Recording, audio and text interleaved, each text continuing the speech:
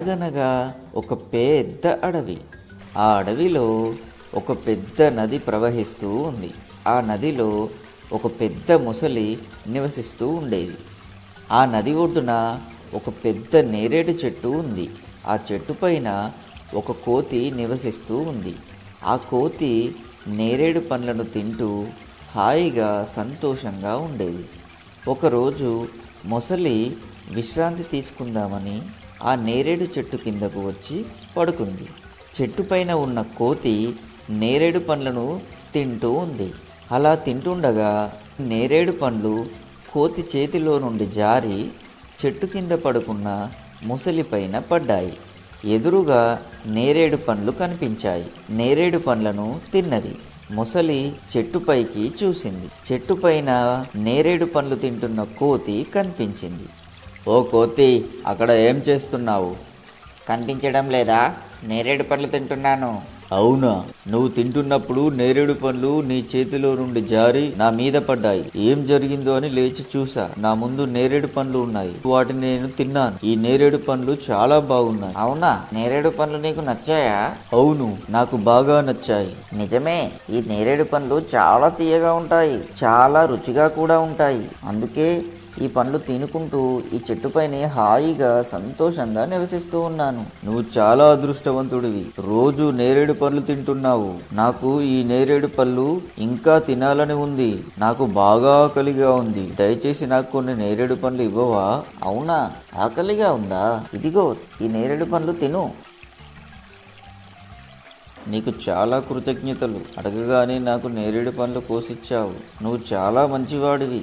ఇలా ప్రతిరోజు మొసలి చెట్టు కిందకి రావడం, కోతి ఇచ్చిన నేరేడు పండ్లు తినడం జరిగేది. కోతి ముసలి మధ్య మంచి స్నేహం ఏర్పడింది. ఇవి రెండూ కలిసి రోజు చాలా సంతోషంగా ఆడుకుంటూ ఆ నదిలో తిరుగుతూ ఉండేవి. ఇలా ఉండగా ఒకరోజు మొసలి కోతితో ఇలా అన్నది. కోతి మిత్రమా, ఈ నేరేడు పండ్లు రోజు నేను తింటున్నాను కదా. ఇంత రుచికరమైన నేరేడు పండ్లు ఈ రోజు నేను నా భార్యకు కూడా తీసుకెళ్తాను. ఇంకా పండ్లు కోసి ఇవ్వవా?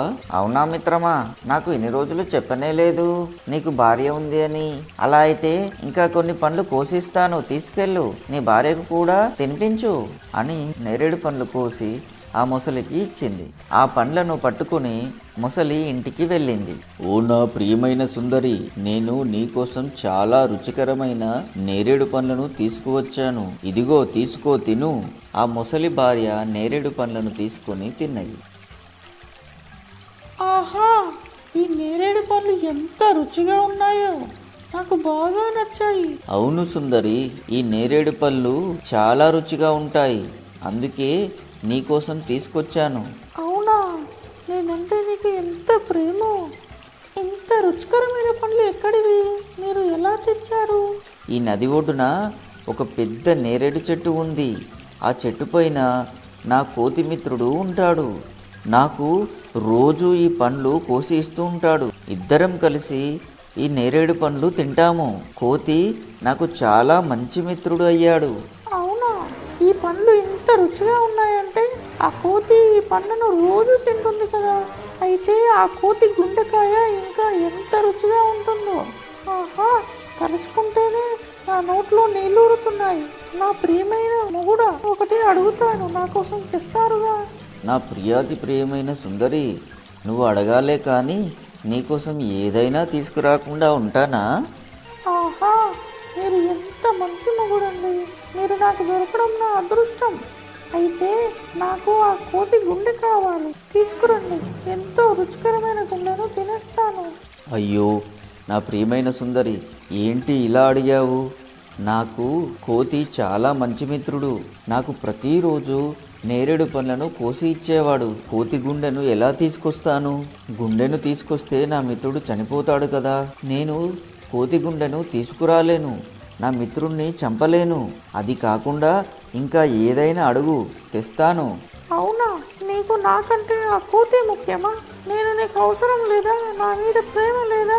నేను మిమ్మల్ని ఎప్పుడూ ఏది అడగలేదు. అలాంటిది మొదటిసారి కోతి గుండెను అడిగాను. నా కోసం అది కూడా తీసుకురారా?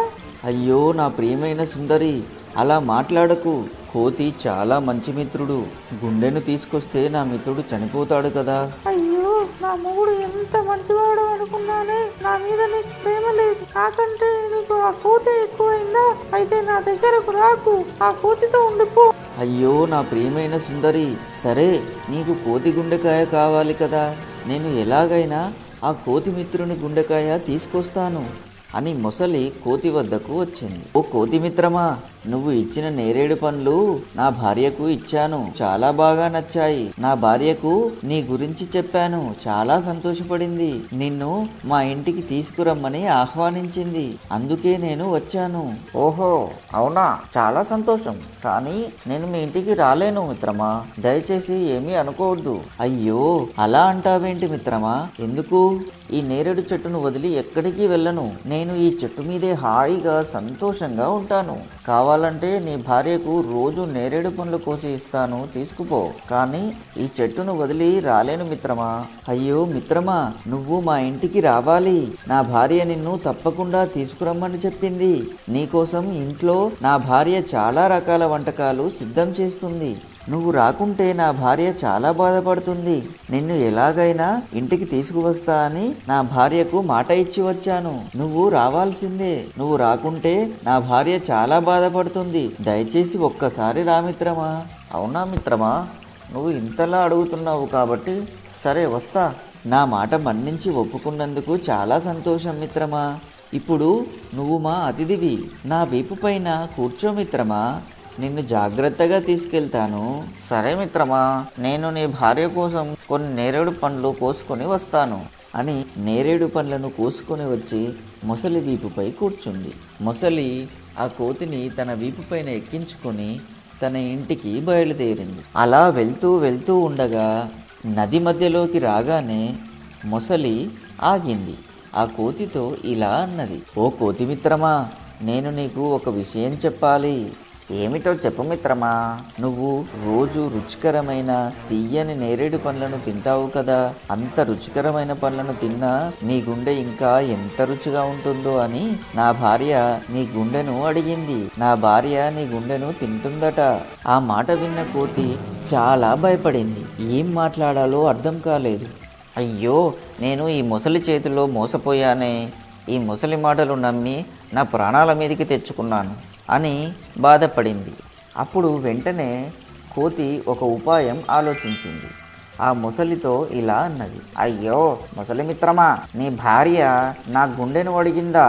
నీ భార్య చెప్పింది నిజమే. నా గుండెకాయ చాలా రుచిగా ఉంటుంది.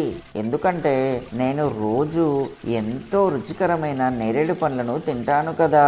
అందుకే నా గుండె చాలా రుచిగా ఉంటుంది. కానీ నువ్వు నాకు ఈ విషయం ముందే చెప్పాలి కదా. ఇప్పుడు చెప్తావేంటి మిత్రమా? అవునా మిత్రమా, నువ్వు ఏమంటావో అని అడగలేదు, అందుకే నది మధ్యలోకి వచ్చాక అడుగుతున్నాను. అవునా మిత్రమా, కానీ మేము కోతులమి కదా. మా కోతి గుండెలను మేము నివసించే చెట్టు పైన భద్రంగా దాచిపెట్టుకుంటాము. చెట్టు దగ్గర ఉన్నప్పుడే అడిగితే నా గుండెను సంతోషంగా నీకు ఇచ్చేవాడిని కదా. అవునా మిత్రమా, అయ్యో నేను ఎంత పని చేశాను, ముందే చెప్పి ఉంటే బాగుండేది. అవును మిత్రమా, మళ్ళీ నేరేడు చెట్టు దగ్గరకు వెళ్దాం పదా. నా గుండెకాయను తీసుకుని వద్దాం, తొందరగా వెళ్దాం. నీ భార్య నా గుండె కోసం ఎంతో ఎదురు చూస్తూ ఉంటుంది. తొందరగా వెళ్దాం పదా. నిజమే మిత్రమా, వెళ్దాం అని మొసలి కోతిని తీసుకుని మళ్ళీ నేరేడు చెట్టు దగ్గరికి వెళ్ళింది. చెట్టు దగ్గరికి వెళ్ళగానే ఆ కోతి వెంటనే చెట్టు మీదకి ఎగిరింది. నన్ను ఎంత మోసం చేశావో మొసలి. గుండె లేదు, ఏం లేదు. ఎక్కడైనా గుండె చెట్టుపై ఉంటుందా? నన్ను నమ్మించి మోసం చేశావు. వెళ్ళు, మళ్ళీ ఎప్పుడు రాకు ఇక్కడికి, వెళ్ళిపో. మొసలి తను చేసిన తెలివి తక్కువ పనికి నిరాశతో వెళ్ళిపోయింది. ఈ కథలో నీతి ఏంటంటే, మనం ఏదైనా ప్రమాదంలో ఉన్నప్పుడు తెలివిగా ఆలోచించి బయటపడాలి. అలాగే నమ్మిన మిత్రులను ఎప్పుడూ మోసం చేయకూడదు.